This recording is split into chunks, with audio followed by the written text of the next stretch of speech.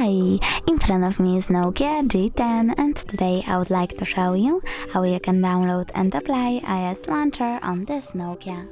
Firstly, go into Play Store, Now click on the search bar and just type iOS launcher. Then you need to download this free app from this developer and click on Open.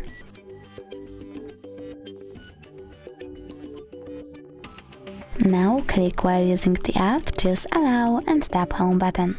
Over here you need to tap on iOS launcher, then select Always and tap on Got it. As you can see, Apple layout was applied successfully on my Android. Thanks so much for watching. If you enjoyed this video, don't forget to leave a like, comment and subscribe. Bye!